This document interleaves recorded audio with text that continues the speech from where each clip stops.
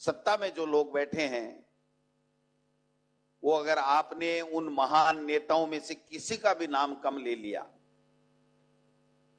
तो फिर वो कब्जा करने की चेष्टा करेंगे।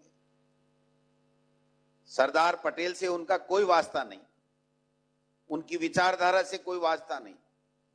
जीवन पर्यंत वो कांग्रेस पार्टी में रहे, उनकी किसी पार्टी में वो नहीं रहे।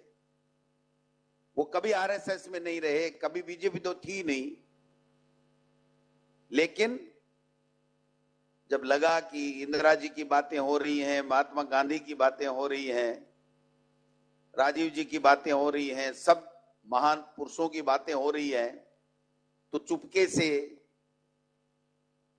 एक मूर्ति की बात चला करके एक मूर्ति लगाई कि साहब सरदार पटेल के और कांग्रेस के नेताओं के, जवाहरलाल नेहरू जी के, इनके नहीं बनती थी।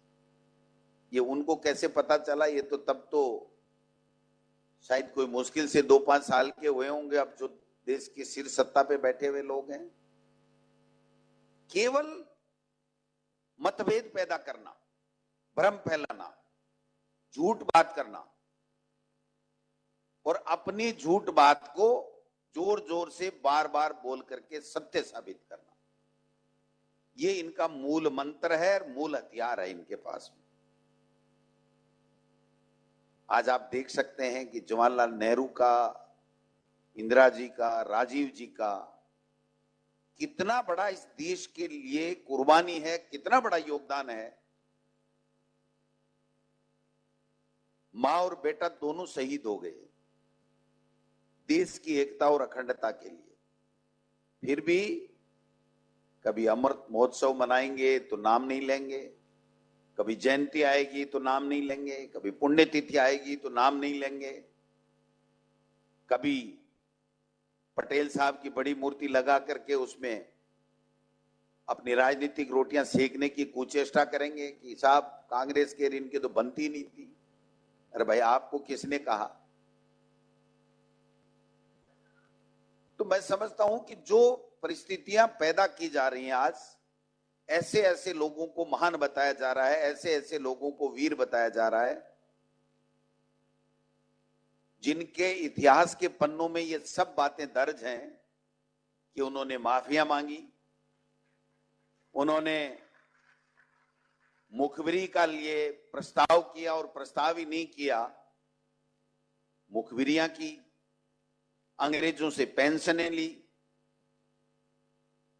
और आज कहते हैं कि साहब उनको मानो। मुख्यमंत्री जी ने मुझे कहा कि महात्मा गांधी जी का नाम हम अंग्रेजी मीडियम स्कूलों में क्यों देना चाहते हैं।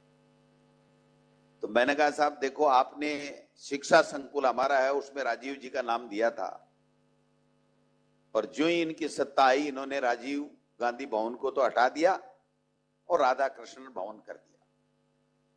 चूंकि वो हमारे देश के राष्ट्रपति थे, हम उनका नाम नहीं मिटा सकते और न हमारी सोच है, इसलिए आज वो भवन चेंज कर दिया।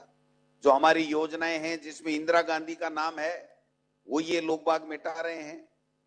जिन योजनाओं में, जिन कार्यक्रमों में नेहरू जी का योगदान है या नाम है, उनका नाम चेंज कर रहे हैं।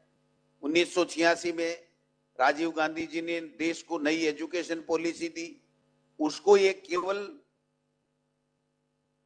पुराने शरबत को नई बोतल में डाल रहे हैं, बाहर लिख रहे हैं मोदी ब्रांड शरबत, बाकी नई कुछ भी नहीं है इनके पास में।